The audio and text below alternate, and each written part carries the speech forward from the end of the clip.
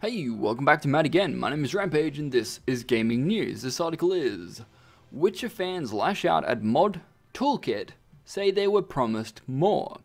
So, on Twitter, Marcin Moment, I forgot who he was. He was like the community lead and website coordinator, was asked on Twitter by Oliver Neber. Sorry, mate, I have no idea how to say that name. Very nice. Any ETA yet for the full-featured Witcher 3 REDkit? Maybe after the add-ons? Or is this, no offense, everything we get? With Marcin responding with, "This is the mod support for the Wild Hunt. At this moment, we are not planning to release anything else." What?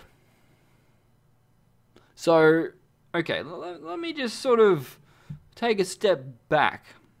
So, there was mod support released, yep, okay, cool.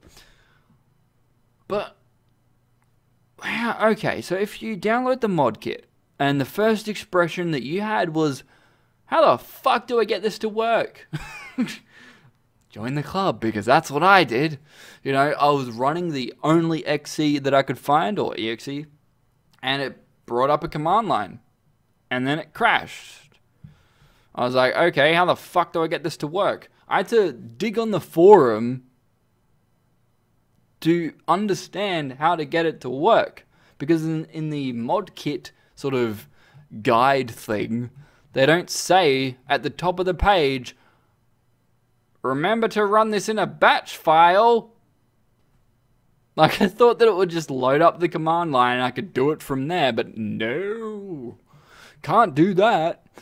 You know, but when a developer gives you mod support or a mod kit, right, you would expect there to be a graphics user interface, would you not? There's not. Guess how you have to extract or uncook the game? You have to do it via batch files. Those batch files are still using the actual EXE that you gave us and the rest of the files, so why couldn't you just create your own GUI for it? Please explain, because last time I checked, modding shouldn't be extremely weird to extract files. Like the REDkit. I assumed that it would be like, oh, I'd load up the REDkit and, you know, go to the asset browser, load a file. Waiting 20 fucking minutes for it to load spits out more errors than it's working. You know, I right click on one of the assets, like the I think it's W2 mesh, one of the mesh files, to export it. I click on export for the ones that have it, or load from file, I think it was, and then export. It's supposed to give me a window that comes up and says, where do you want this file to be exported? None of that shit fucking happened. It's just like, export vanishes, apparently. You know? Like, the only reason why I wanted REDkit support was so I can create something that I would want to play. In terms of, like, an actual, like, objective sort of expanded sort of story thing. But I can't do that because this mod kit will only allow me to export and import files that are that they tell me that I can actually export. So right now we can only export, we can only export W2 mesh files as FBX. We can export XBM files as DDS, BMP, JPEG, TGA, and PNG. So, two file types. I don't know what happened to the animation files, because I believe they should be exported as well, or uncooked, but apparently they're not. Unless they're under, like, scripts and stuff, then I don't know how to do that shit. But I would have expected it to be like, oh, you know, I load up this animation and I can see the animation happening. No, can't do that. That's too hard. Sorry. It's too difficult for CD Projekt Red. We're working on the DLC still, so fuck off. You know?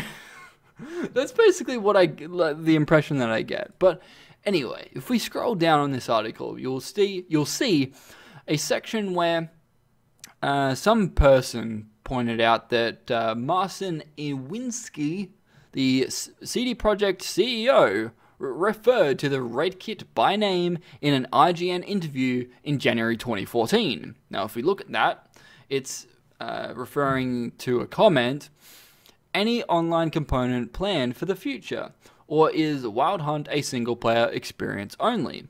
He stated, it's a single-player experience all the way, but we are looking to release the REDkit sometime after the game launches for the modding community. This way, people can create their own adventures, and this will inevitably add a lot of fun and replayability to the game. Now, I completely agree with that. If it were true. You know, like, sure, the REDkit could allow people to create new adventures. That's perfectly fine. That's what we wanted. That's what everyone was asking for. And the fact that they're not going to give it to us now is just like, oh, you waited this long for mod support? Well, fuck you!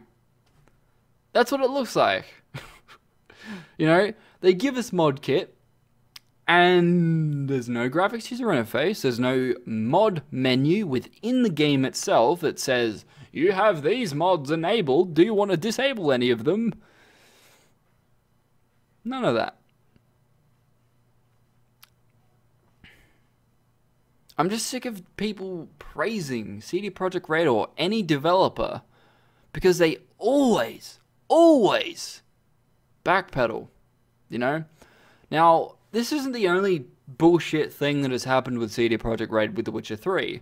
We've had, you know, announcements or within patch notes stating that performance would be improved.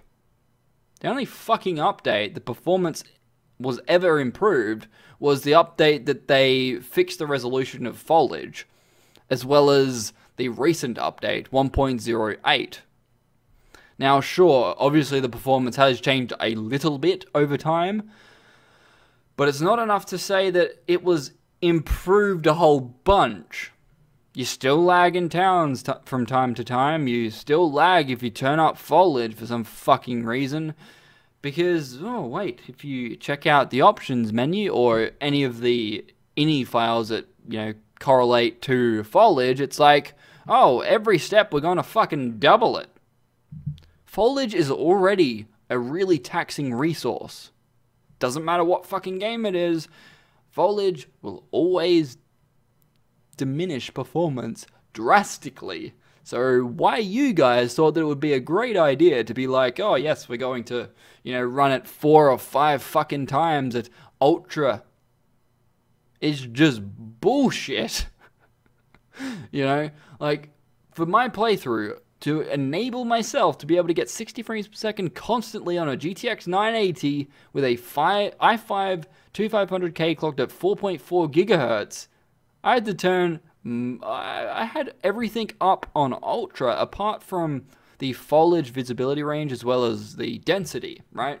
Those two I had on medium, and for a good chunk of the game, about a quarter of the way into the game, I had to turn down shadows to high.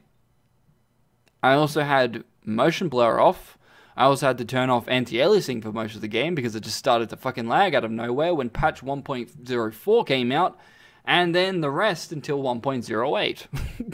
Now, that was partially due to drivers as well, because NVIDIA's just kicked over all their QA team and just basically just uploading stuff now just because it's uploading. Yeah, we're updating our drivers, bro. When will people realize that they shouldn't be praising people or they shouldn't be praising developers until they actually pull through with what they claim they're going to do? Ubisoft is a great example. Watch Dogs. You know, we had a good example with Ghost Recon Future Soldier. Several patches. they're going to improve DX11 performance and improve the graphics resolution. Bullshit. Bullshit. You know, I still haven't finished that game. I still haven't even passed the first 10 minutes. It looks like garbage. It plays like garbage on my fucking system.